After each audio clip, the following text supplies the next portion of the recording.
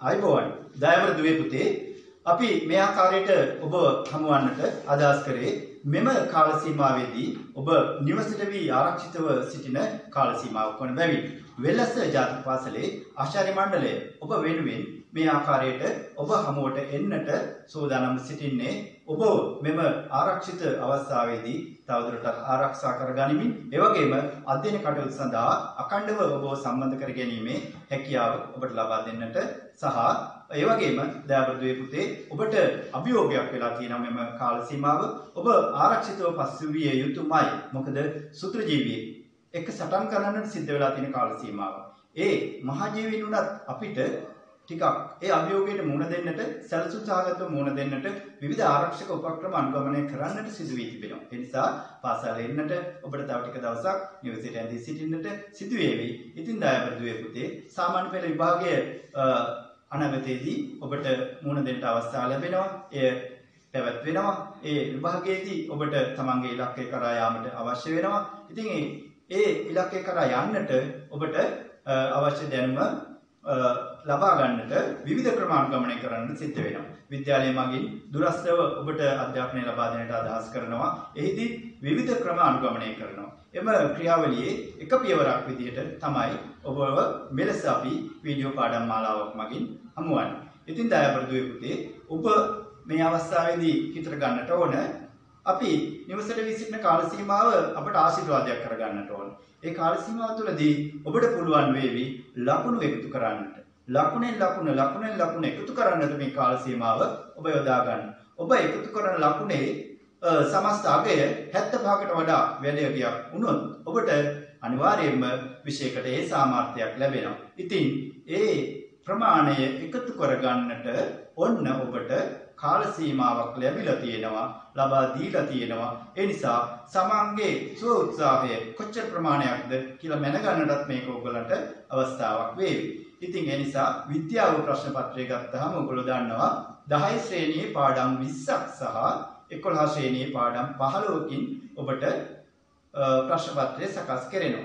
ඉතින් ඔබට සිද්ධ වෙනවා මේ පාඩම් 35ේම දැනුම ඔබ ළඟ තියෙන දැනුම කොච්චරද කියලා පෙන්වන්නට මනලා බලන ක්‍රමවේදයට මුහුණ දෙන්නට ප්‍රශ්න පත්‍රයට මුහුණ දීම මගින්.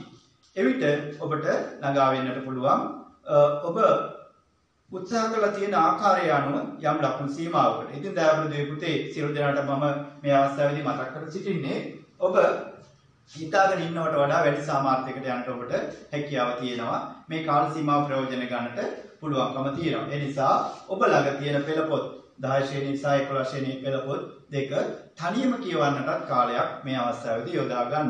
ඔබ පාඩම් පහුගිය 10 ශ්‍රේණියේදී සමහර විට ඔබට පාඩම් වල සම්පූර්ණ ඉගෙන ගැනීමට හැකියාව ලැබුණේ නැහැ මේ සෞඛ්‍ය තත්ත්වයත් එක්ක.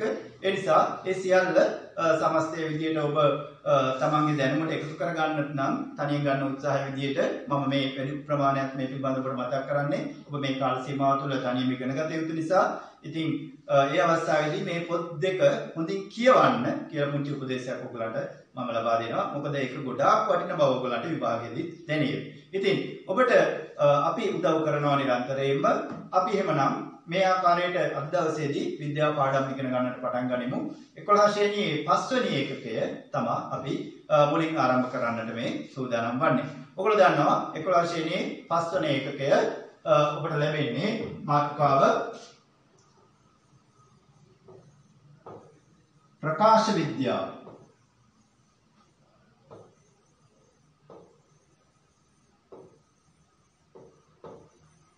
ප්‍රකාශ විද්‍යාව කියන මාතෘකාව යටතේ තමයි ඔබගේ මෙම ඒකකය ඔබට ලැබෙන්නේ. ඉතින් ආලෝකය සම්බන්ධ ලස්සන පාඩමක් ඒ වගේම ඔබ දැනගත යුතු කරුණු බොහෝමයක් තියෙන පාඩමක්. ඉතින් ඔබට පුළුවනි මේ පාඩමේදී බොහෝ දේවල් ඉගෙන ගන්නට ප්‍රකාශ විද්‍යාව සම්බන්ධව 11 ශ්‍රේණියේ සීමාව තුල.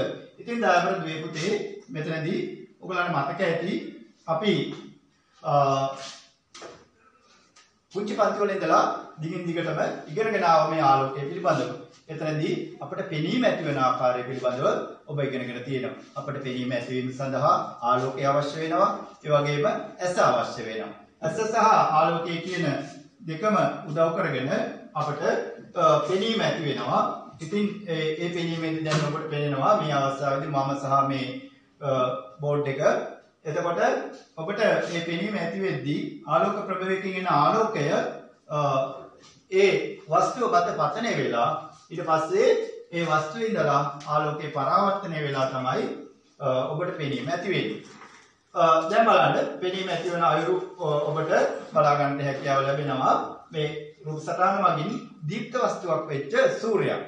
සූර්යයා මගින් නිකුත් කරන ආලෝකය ආලෝක කිරණ වශයෙන් පැමිණෙනවා. ඒ ආලෝකය අදීප්ත වස්තුවක් මත පතනය වෙලා නැවත ඇස වෙත පරාවර්තනය වීමෙන් තමයි අපට පෙනීම ඇති වෙන්නේ. අපිට සූර්යයා පේනවා නම් දයාබලුවේ පුතේ කෙලින්ම සූර්යාගේ ඉඳලා එන ආලෝක කිරණ අපේ ඇස වෙත ළඟා වෙනවා. එතකොට මේ අවස්ථාවේදී ඔයගොල්ලෝ දන්නවා ආලෝක කිරණයක්. දැන් එතකොට මෙතන ස්ථාන කිහිපයකම ආලෝක කිරණ සලකුණු කරලා තිබෙනවා. ආලෝක කිරණයක් දක්වන්න අපි මේ ආකාරයේ සරල රේඛාවක් භාවිත කරනවා. එතකොට එහෙමනම් පැහැදිලි වස්තුවක පෙනීම අපට ඇතිවන ආකාරය ආලෝක ප්‍රභවයකින් එහෙම නැත්නම් දීප්ත වස්තුවකින් එන ආලෝකය යම්කිසි වස්තුවක් මත පතනය වෙලා නැවත පරාවර්තනය වෙනවා අපේ ඇස වෙත. ඒ මගින් අපට මේ වස්තුව පෙනෙනවා. ඔබ දැස් පියාගත්තොත් පෙනීම ඇතිවීම සඳහා තිබෙන අවශ්‍යතා දෙකෙන් අවශ්‍යතා දෙකෙන් එකක් නැතුව යනවා ඇස කියන ඉන්ද්‍රිය. ඒ නිසා ඔබට පෙනීම නැතුව යනවා. ඒ වගේම ආලෝකේ නිමා දැමුවොත් ඒ ආලෝකයේ කියන අවශ්‍යතාවය නැති වෙච්ච නිසා ඔබට පෙනීම නැති වෙනවා. එහෙමනම් ඇස සහ ආලෝකය කියන දෙකම පෙනීම ඇතිවීම සඳහා අපට අවශ්‍යයි. ඉතින් දයාබලුවේ පුතේ ඔබට මතක ඇති ඊළඟට අපි ආලෝකයේ සම්බන්ධ ආලෝක කිරණ වගේම ආලෝක කිරණ කීපයක එකතුව ආලෝක කදම්බ විදිහට හඳුනා ගන්න. මෙන්න ඔබට මේ දැర్శණය වෙන්නේ ආලෝක කදම්බ ආකාර තුනක්. හොඳින් බලන්න මෙම ආලෝක කදම්බය මේ අපි හඳුන්වන්නේ සමාන්තර ආලෝක කදම්බයක් විදිහට. ඒත් එක්කම මේ ආලෝක කදම්බය ආලෝකයේ විසිරී යාමක් තියෙන එක ස්ථානයක ඉඳලා ආලෝක කිරණ ගමන් කරන ආකාරය ඔබට පේනවා ඇති. ඒ අපි හඳුන්වනවා අපසාරී ආලෝක කදම්බයක් විදියට. එතකොට අනෙක් ආලෝක කදම්බය තමයි ආලෝක කිරණ එකතු වීමක් සිද්ධ වෙන්නේ. ඒක අபிසාරී ආලෝක කදම්බ. එහෙමනම් ඔයගොල්ලෝ මතකයෙන් කියන්නට හැකියාව ලැබෙවි ආලෝක කදම්බ ආකාර තුන මොනවාද කියලා. දයාබලුවේ පුතේ පුංචි පන්ති වල මතකයක් මේ ආකාරයෙන්ම ඔබ ළඟ ඇති. නැවත මතකයේ අලුත් කිරීමක් තමයි මුලින්ම අපි මේ සිදු කරන ලබන්නේ. එහෙමනම් සමාන්තර ආලෝක කිරණ, අපසාරී ආලෝක කිරණ කදම්බ, ඒ වගේම අபிසාරී ආලෝක කදම්බ. මේ ආකාරයට ආලෝක කදම්බ ආකාර තුනක් ඔබ හඳුනා ගන්න. එතකොට දයාබලුවේ පුතේ මේ සම්බන්ධව ඔබගේ පෙළපොත ඔබ ළඟ පවතිනවා තිබෙනවා. පෙළපොත ඇසුරෙන් ඔබට සටහනක් ගොඩනගා ගන්නට අවස්ථාව තියෙනවා. ඔබ පාඩමෙන් පස්සේ හැමෝම උත්සාහ කළ යුතුයි ඒ සටහන ගොඩනගා ගන්නට අනිවාර්යයෙන්. එතකොට ආලෝකයේ සම්බන්ධව ආලෝක පරාවර්තනයේ සම්බන්ධව අපි සැලකිල්ලට ගත්තාම තල දර්පණ ඔබ නිතර මූණ දෙන උපකරණයක් තමයි මේ තල දර්පණය කියලා කියන්නේ. ඔබ මේ මූණ බලනවා, දේහය දිහා බලනවා, ඇඳුම් වල සැකස්ම දිහා බලනවා. ඒ ආකාරයට ආලෝකය සම්බන්ධව තල දර්පණ ඔබ නිතර භාවිතා කරනවා. අනේ තල දර්පණයක් තුලින් ආලෝක කිරණ තල දර්පණයක් මතට ආලෝක කිරණ පතනය වෙනකොට කොහොමද එය සිදු වෙන්නේ? අපි මේ ප්‍රශ්නේ තල දර්පණයක් විදිහට සලකමු. එවිට ඔන්න ආලෝක කිරණය තල දර්පණය මත පතනය වෙනවා. එහෙමනම් අපි මේකට නමක් දෙමු. පතනය වන කිරණ. ඒ නිසා දයාබලුවේ පුතේ අපි මේක පතන කිරණය විදිහට නම් කරනවා. එතන මේ දර්පණ පෘෂ්ඨය මත පතනය වුණාට පස්සේ මේ කිරණ හැරී ගමන් කරනවා. හැරී ගමන් කරන්නේ කොයි පැත්තටද කියලා මේ වෙනකොට ඔයගලන්ට සිතා ගන්නට හැකියාව තියෙනවා. මේ ආලෝක කිරණ පැමිණි දිශාව සලකුණු කර දැක්ුවේ. දැන් ආලෝක කිරණ ආපහු හැරිලා යන්නේ මෙන්න මේ ආකාරයෙන්. එhmenan නමක් දෙන්න බලන්න. මෙම කිරණයට අපි මෙම කිරණය පතනයෙන් පස්සේ සිදුවන කාර්යය. ඒ කියන්නේ පරාවර්තනය සිදු කරන කිරණයේ හින්දා පරාවර්තන කිරණය කියලා හඳුනා ගනිමු. එතකොට ආලෝක කිරණ ගමන් කරන දිශාව මේ දැක්වෙන්නේ. හොඳයි. එහෙමනම් තල පෘෂ්ඨයක් මත පතනය වන ආලෝක කිරණ පරාවර්තනය වෙන ආකාරය තමයි දැන් ඔබට මේ දිස්වන්නේ. එතකොට දයාබලුවේ පුතේ අපි මේ දර්පණ පෘෂ්ඨයට ඇඳි අභිලාභය දැන් ඔබට දිස්වන්නේ කඩේලි මගින් දර්පණ පෘෂ්ඨය මත ආලෝක කිරණ පතනය වන ලක්ෂයේදී තමයි අපි මේ අභිලම්භය නිර්මාණය කරලා තියෙන්නේ. එතකොට මේ කිරණයට දෙන නම ඔබට නැවත මතක් කරගන්න පුළුවන් පතන කිරණය. ඔව් ඔබට දැන් අපිත් සමග නම් කරන්න පුළුවන් මේ කිරණය පරාවර්තන කිරණය. ඔව් මේ අභිලම්භය එතකොට පුතේ දැන් මෙන්න මේ ආකාරයට පරාවර්තනය සිද්ධ වෙන්නේ. එතකොට මෙතන කෝණයක් හැදෙනවා. අභිලම්භය සහ පතන කිරණය අතර කෝණයක් හැදෙනවා. ඒ වගේම ඔබට පේනවා අභිලම්භය සහ පරාවර්තන කිරණය අතර කෝණයක් හැදෙනවා. ඉතින් අපි බලමු මේ කෝණ මොනවද කියලා. දැන් ඔබට නම් කිරීමේ හැකියාවක් තියෙනවා. පතනය සම්බන්ධ වෙලායි තියෙන්නේ. ඒ නිසා අපි මේක නම් කරමු පතන කෝණය විදිහට. ඒ වගේම මේ කෝණය අපි නම් කරමු පරාවර්තන කෝණය විදිහට.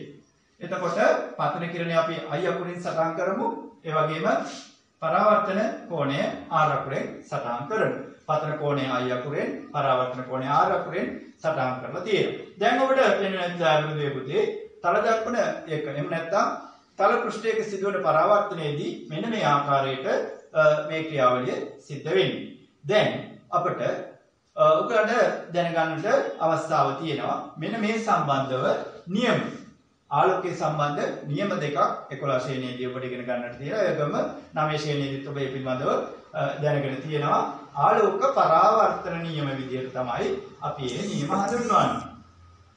එතකොට ඔබට පේනවා මෙම රූප සටහන හොඳින් අධ්‍යයනය කරොත් මේ පතන කිරණය ඒ වගේම පරාවර්තන කිරණය අභිලම්භය කියන තුන අධ්‍යයනය කරාම දැනගන්න පුළුවන් වෙන කරුණු මේක පුතේ ඒකත් මුලින් කියලා ඉන්න ඕන ප්‍රායෝගිකව ඔබට මේ පිළිබඳව අධ්‍යයනය කරන්නට හැකියාව තියෙනවා. ඔබේ පෙළ පොතේ මේ කාර්යය කරන්නේ කොහොමද කියන එක විස්තර වෙනවා. ඔබට මේ කාලය තුලදී නිවසේ තනියම ඉන්න කාලය තුලදී ඒ ක්‍රියාකාරකම් අධ්‍යයනය කරලා අවශ්‍ය උපකරණ ලං කරගෙන ඒ කාර්යය කරන්න පුළුවන්. සුදු කඩදාසියක්, කල්පෙනිති, තල දර්පණයක් වගේ දේවල් ටිකක් තමයි මෙතෙන්දී නම් අවශ්‍ය වෙන්නේ.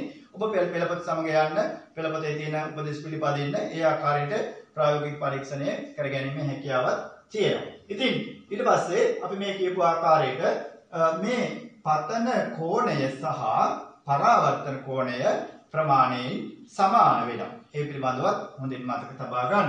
ඒ වගේම දායකරුවේ පුතේ මේ පතන කිරණයයි අභිලම්භයයි පරාවර්තන කිරණයයි කියන තුනම තියෙන්නේ එකම තලයක එකම මට්ටමක තමයි පිහිටලා තියෙන්නේ. ඒ නිසා ආලෝකයේ සම්බන්ධ පරාවර්තන නියම දෙක මෙන්න මේ ආකාරයට තමයි ඉදිරිපත් වෙන්නේ. ඔබට අද දවස් තුල මේ නියම දෙක පාඩම් කර ගැනීමේ හැකියාව තියෙනවා. නියම දෙක පාඩම් කර ගන්නට ඔබ අද දවසේදී අනිවාර්යයෙන්ම කටයුතු කළ යුතුමයි. මොකද පුංචි වැඩක් නේද?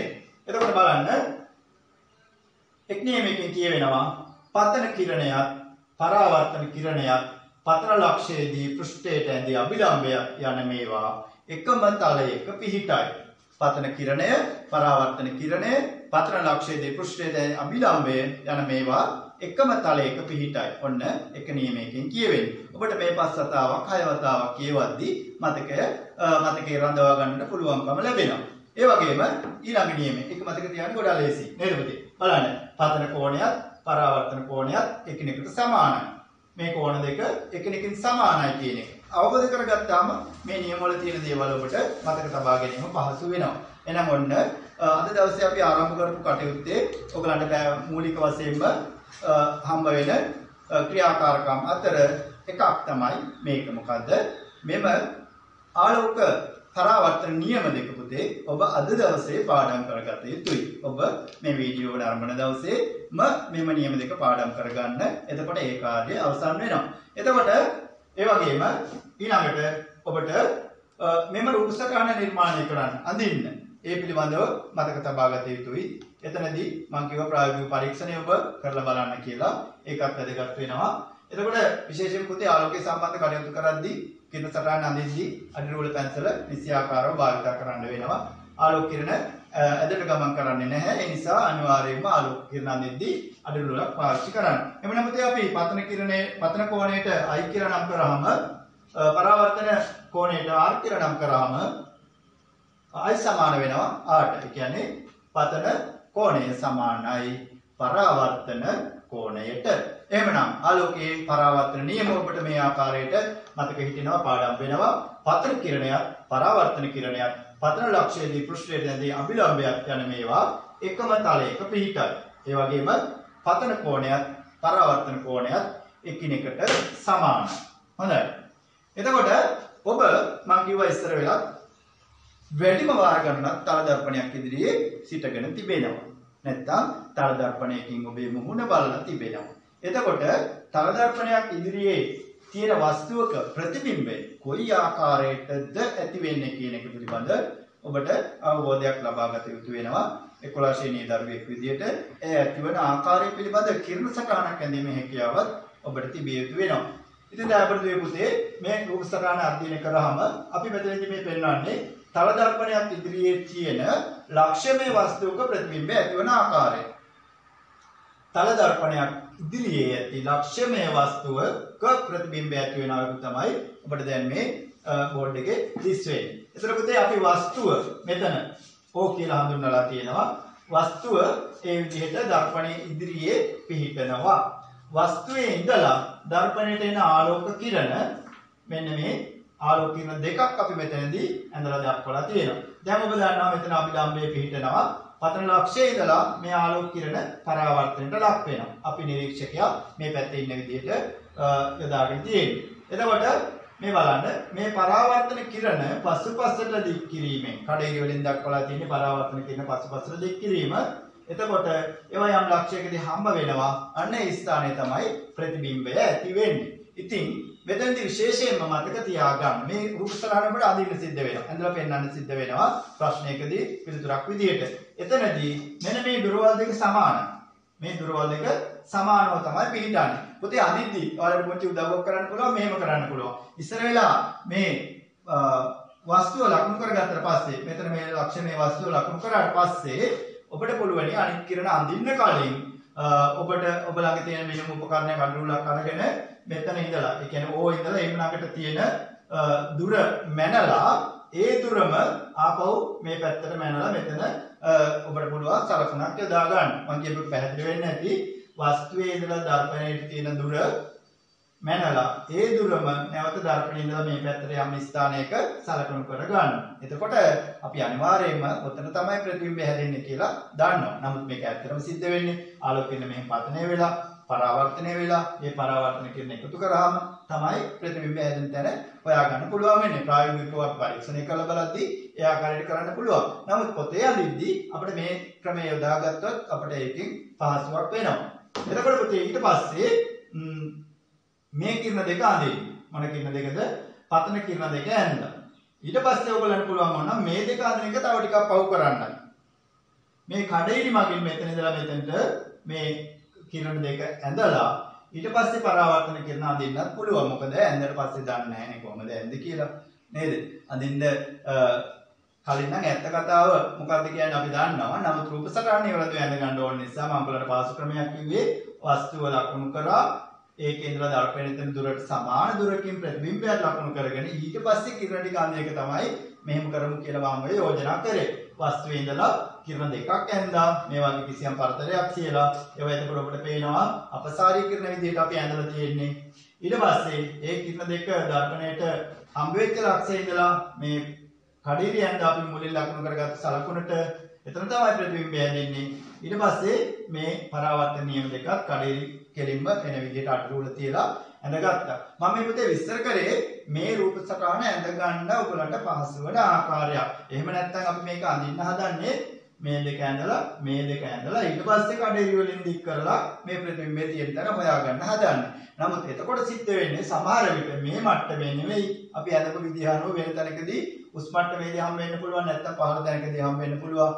එහෙම නැත්නම් මේ දෙක මේ දුරට අසමාන දුරකින් මේ වගේ තැනක හම් වෙන්න පුළුවන්. ඔයාලා අඳින ක්‍රමය අනුව ඒක අඳීමේදී ඇති වෙන දෝෂ මත තමයි තීරණය වෙන්නේ. ඒ නිසා එහෙම නැතිව අඩු වේලාවකින් දර්පණයක් ඉදිරියේ තියෙන ලක්ෂ්‍ය මේ වස්තුවක ප්‍රතිබිම්බය හොයාගන්න ආකාරය අඳිනකොට ඔන්න ඔය ක්‍රමය අනුගමනය කරන්න මම හිතනවා ඔයාලා පුතාලට පැහැදිලි ඒ කියපු දේ ඒ වගේ රූප සටහන් කීපයක් අඳින්න. එහෙනම් අද දවසේ ඔයගොල්ලෝ තව කරන දෙයක් විදිහට මේ රූප සටහන පස් සතාවක් අඳින්න. හරිද? ඔන්න පුංචි පුංචි වැඩ ගෙදරදී කරන්න පුළුවන් දේවල්. මේ රූප සටහන පස් සතාවක් අඳිනවා. පස්වෙනි රූප සටහන ලස්සනටම හොඳටම තියේවි. අඩුවල පාවිච්චි කරන්න ඕන පුතේ. ඒ වගේම පැන්සල පාවිච්චි කරන්න ඕන. එතකොට ඊට කලින් කියපු කරුණු ඔයගලට මේ වෙනකොට මතක ඇති. ඒවත් හිතේ තියාගෙන තමයි අඳින්න අවශ්‍ය වෙන්නේ. මොකද අභිලම්බය අඳින්න පුළුවන් නම් හොඳයි පතන ලක්ෂයට. පතන කෝණයයි පරාවර්තන කෝණයයි සමාන විදිහට තමයි එතකොට ඔයගොල්ලෝ අඳින්න අවශ්‍ය වෙන්නේ.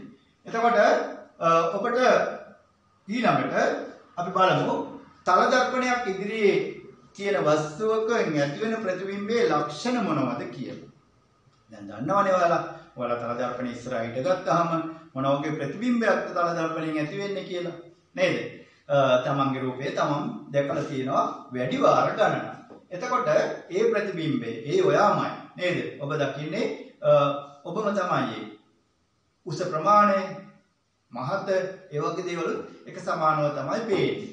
ඒ කියන්නේ ඒකෙන් අපිට කියන්න පුළුවන් මේ පුතේ ප්‍රතිබිම්බයේ ලක්ෂණයක් විදිහට වස්තුවේ ප්‍රමාණයයි ප්‍රතිබිම්බයේ ප්‍රමාණයයි සමානයි කියන එක තමයි ඒ කියවෙන්නේ. වස්තුව සහ ප්‍රතිබිම්බය ප්‍රමාණයෙන් සමානයි. තල දර්පණයක් සම්බන්ධව තමයි අපි මේ කතා කරන්නේ. එතකොට ඊළඟට දයාබරදුවේ පුතේ තව දෙයක් ඔයගොල්ලෝ දන්නවා. මොකද්ද? වස්තුව උඩුකුරු නම් ප්‍රතිබිම්බයත් උඩුකුරුව තමයි දැర్శණය වෙන්නේ. ඔබ හිටගෙන ඉන්නවා ප්‍රතිබිම්බයත් හිටගෙන ඉන්නවා. නේද? ඔබ හිටගෙන ඉන්නවා ප්‍රතිබිම්බය ඔළුවෙන් හිටගෙන ඉන්නවා. එහෙනම් ඔන්න වෙලා තියෙන්නේ මොකද්ද? ප්‍රතිබිම්බයේ යටිකුරුයි කියන කතාව. නමුත් එහෙම නෙමෙයි සිද්ධ වෙන්නේ. උඩුකුරුයි. දැන් එහෙමනම් ලක්ෂණ දෙකක් මතකයි. වස්තුවේ තරම සහ ප්‍රතිබිම්බයේ තරම සමානයි. ඒ වගේම ප්‍රතිබිම්බය උඩුකුරුයි. වස්තුව වගේම ප්‍රතිබිම්බය උඩුකුරුව තමයි පිහිටන්නේ. ඒත් වගේම පුතේ මේ තල දර්පණයක ප්‍රතිබිම්බය තිරයකට ගන්න බෑ. තල දර්පණයක ප්‍රතිබිම්බය තිරයකට ගන්න බෑ කියලා කියන්නේ අපි කියනවා ඒක අතාර්කික ප්‍රතිබිම්බයක්. ප්‍රතිබිම්බය තියෙන තැන හරහා අලුත් කියන ගමන් කරන්නේ නැහැ. නේද? පුංචි කාලේ සමහර විට ඔයගොල්ලෝ ඉස්ලාම් දර්පණයකින් බලද්දී දර්පණ පිටිපස්සෙන් ගිහිල්ලත් ආපහු බලන්න. කණ්ණාඩි පිටිපස්සෙන් ගිහින් බලන්න. ඉන්නවද තියෙනවද කියලා. නේද? ඔන්න ඒ වගේ රැවටෙලුවට ලක් වෙන සමහර සත්තු ඔයගොල්ලෝ දැකලා ඇති නේද? කුරුල්ලෙක් ඇවිල්ලා කණ්ණාඩියට කොටනවා දැකලා ඇති. නේද? ඒ විදිහට මේ ප්‍රතිබිම්බයේ පිළිබඳව පවතින ස්ථානයේ තියෙන පුතේ දර්පණයේ පිටුපසින්. ඉතින් හැබැයි ඒ හරහා ආලෝක කියන ගමන් කරන්නේ නම් නැහැ. ඒ නිසා තල දර්පණයක ප්‍රතිබිම්බය අතාත්විකයි. අතාත්වික ප්‍රතිබිම්බයක් තමයි තල දර්පණයකින් ඇති වෙන්නේ. ඊළඟට පුතේ තව සිද්ධියක් සිද්ධ වෙනවා. මොනවද? ප්‍රතිබිම්බය අපිට පේනකොට පැති මාරු වෙලා. දැන් ඔන්න සර් මෙහෙම ඉස්සරහා හිටගත්තා කියලා හිතමු කණ්ණාඩිය. එතකොට කණ්ණාඩිය ඇතුලෙන් සර්ට තමන්ගේ ප්‍රතිබිම්බය පේන්නේ කොහොමද? අනිත් පැත්තට. ඒ කියන්නේ මගේ දිහාවට හැරිලා ඉන්න විදියට. ඒ නිසා ඔයගොල්ලෝ දන්නවා පුංචි කාලේ ඉඳලා අකුරු ලියලා එහෙම බැලුවාම අකුරු අනිත් පැත්තට තමයි කණ්ණාඩියෙන් පේන්නේ. මෙන්න මේකට කියනවා පැති මාරු වීම. පාර්ශ්වික අපවර්තනය. එහෙමනම් තල දර්පණයකින් ඇති වෙන ප්‍රතිබිම්බය පාර්ශ්වික අපවර්තනයකට ලක් වෙනවා. පැහැදිලිද? පැති මාරු වීමකට ලක් වෙනවා. අනේ වගේ ලක්ෂණ ටිකක් තියෙනවා ඔය තල දර්පණ ප්‍රතිබිම්බ සම්බන්ධව. අතාර්කික ප්‍රතිබිම්බයක් ඇති වෙන්නේ. පැහැදිලි? ඔබ දන්නවා දැන් අතාර්කික ප්‍රතිබිම්බයක් කියන්නේ මොකක්ද කියලා. ඒ වගේම වස්තු දුරට ප්‍රතිබිම්බ දුර සමානයි. වස්තු දුර හා ප්‍රතිබිම්බ දුර සමානයි. අපි හිතමු පුතේ මෙහෙම දැන් තල දර්පණයක් ඉදිරියේ අඩි 8ක් ඉස්සරහින් ඔයා හිටගෙන ඉන්නවා. තල දර්පණයේ ඉදිරියේ අඩි 8ක් ඉස්සරහින් ඔයා හිටගෙන ඉන්නවා. මම අහනවා වගේ ප්‍රශ්නයක් මේ විදිහට ඔබ සහ ප්‍රතිබිම්බය අතර දුර කොපමණද කියලා. හරිද? තල දර්පණයක් ඉදිරියේ අඩි 8ක ඉස්සරහින් ඉදිරියෙන් ඔබ සිටිද්දී ඔබ සහ ප්‍රතිබිම්බය අතර දුර කොපමණද? දැන් ඔයාලා දන්නවා එතකොට වස්තු දුරයි ප්‍රතිබිම්බ දුරයි සමානයි නම් වස්තුවේ ඉඳලා දර්පණයට අඩි 8ක් තියෙද්දී ඒ වගේම දර්පණයේ ඉඳලා ප්‍රතිබිම්බයටත් අඩි 8ක් තියෙනවා. ඒ නිසා වස්තුව සහ ප්‍රතිබිම්බය අතර දුර කොච්චර වෙනවද? අඩි 16ක් වෙනවා. නේද? ඔන්න ඔය ඔස්සේ ඔබ තවදුරටත් හිතලා බලන්න. ඔබ තව අඩි 4ක් ඉස්සරහට ආවොත් කොහොමද දැන් දුර වස්තු දුර සහ ප්‍රතිබිම්බ අතර දුර කොහොමද? මේ ඔස්සේ ඔයගොල්ලෝ ටිකක් වැඩිපුර හිතලා ඔය විදිහේ ආසාවන් පිළිබඳව තනියම අධ්‍යයනයක් කරලා බලන්න. ඊළඟ ලක්ෂණයේ විදිහට එතකොට වස්තුවේ විශාලත්වයට ප්‍රතිබිම්බයේ විශාලත්වය සමාන වෙනවා. වස්තුවේ විශාලත්වයට ප්‍රතිබිම්බයේ විශාලත්වය සමාන වෙනවා. ඒ වගේම ප්‍රතිබිම්බය පාර්ශ්වික අපවර්තනයට ලක් වෙලා තියෙනවා. හොඳයි. එහෙනම් අද දවසේ ඔයගොල්ලන්ට පාඩම් කරගන්න තියෙන කරුණු අතර තියෙනවා දයාබරදුවේ පුතේ තල දර්පණ ප්‍රතිබිම්බයක ලක්ෂණ මොනවද කියන එක. බලමු අපි නැවත අතාර්කික ප්‍රතිබිම්බයක්. ඒ වගේම වස්තු දුරට ප්‍රතිබිම්බ දුර සමාන වෙනවා. ඊළඟට වස්තුවේ විශාලත්වයට ප්‍රතිබිම්බයේ විශාලත්වය සමාන වෙනවා. ඒ වගේම ප්‍රතිබිම්බයේ පාර්ශ්වික අපවර්තනයට ලක් වෙලා තියෙනවා. ඉතින් අද දවසේදී දයාබරදුවේ පුතේ ඔබ හමුවට ඇවිල්ලා ඔබට මතක් කරගන්න යෙදුනේ 11 ශ්‍රේණියේ පස්වන ඒකකය ප්‍රකාශ විද්‍යාව පාඩමේ ආරම්භක කරුණු. මම හිතනවා අපි යොදාගත් පුංචි කාල සීමාව තුළදී ඔබට අවබෝධ කරගන්න උත්සාහ කළ කරුණු ඔබ මතකයේ රඳවා ගන්නට ඇතයි කියලා. ඉතින් ඔයාලට ගෙදරින් ඉඳන් කරන්න වැඩ කිහිපයක් තියෙනවා මතක් කරා. මම නැවත වතාවක් ඒ පිළිබඳව ඔබට මතක් කරවොත් තල් දර්පණයකින් ප්‍රතිබිම්බ ඇති වන ආකාරය පිළිබඳව ඔයගොල්ලන්ගේ පෙළපොතේ කියලා දීලා තියෙන ප්‍රායෝගික ක්‍රියාකාරකම් කරන්නට උත්සාහ කරන්න. ඒ වගේම පරාවර්තන නියම 2 ඔබ පාඩම් කරගන්න. ඒ වගේම ඔබට මම පැවරුවා තල දර්පණයක් ඉදිරියේ තියෙන ලක්ෂ්‍යාකාර වස්තුවක ප්‍රතිබිම්බය ඇතිවන ආකාරය පිළිබඳ රූප සටහන 5 වතාවක් අඳින්න. ඒ රූප සටහන 5 වතාවක් අඳින්න කියලා පවර්ලා තියෙනවා. ඒ වගේම දායකත්වයේ පුතේ මෙම ලක්ෂණ ටික තල දර්පණයකින් ඇතිවන ප්‍රතිබිම්බ ලක්ෂණ ටික ඔබ පාඩම් කරගන්න. එතකොට එහෙමනම් ඔන්න පාඩමේ ආරම්භයේ විදියට ඔබ මේ කියන දැනුම ඔබ සතු කරගෙන තියෙනවා. ඉතින් දායකත්වයේ පුතේ ඊළඟට අපිට ඉගෙන ගන්නට තියෙනවා වක්‍ර දර්පණ පිළිබඳව. ඒ වගේම කාච පිළිබඳව ඉදිරි පාඩම් වලදී අප එම පාඩම් එම විෂය කොටස් සමග ඔබ හමු වීමටයි බලාපොරොත්තු වෙන්නේ. එහෙමනම් ඔබ වෙනුවෙන් අපි ආරම්භ කරේ 11 ශ්‍රේණියේ පස්වන ඒකකයේ ප්‍රකාශ විද්‍යාව. නැවතත් තව දවසකදී පාඩමේ ඉතිරි කොටස සමග ඔබ හමු වන තෙක් අපි මේ අවස්ථාවේදී පාඩම අවසන් කරනවා. දයාබරදී පුතේ සියලු දෙනාටම හොඳ ආරක්ෂාවක් සහිතව සෞඛ්‍ය ආරක්ෂිත විශේෂයෙන්ම මේ දින මේ කාල සීමාව ගෙවන්නට හැකියාව ලැබේවා. ඒ වගේම ඔබ ඒ වෙනුවෙන් තමන්ගේ වගකීම් යුතුකම් ඉටු කළ යුතුයි. එහෙනම් ඔබට ආයුබෝවන් කියමින් අද දවසේ පාඩම අවසන් කරනවා.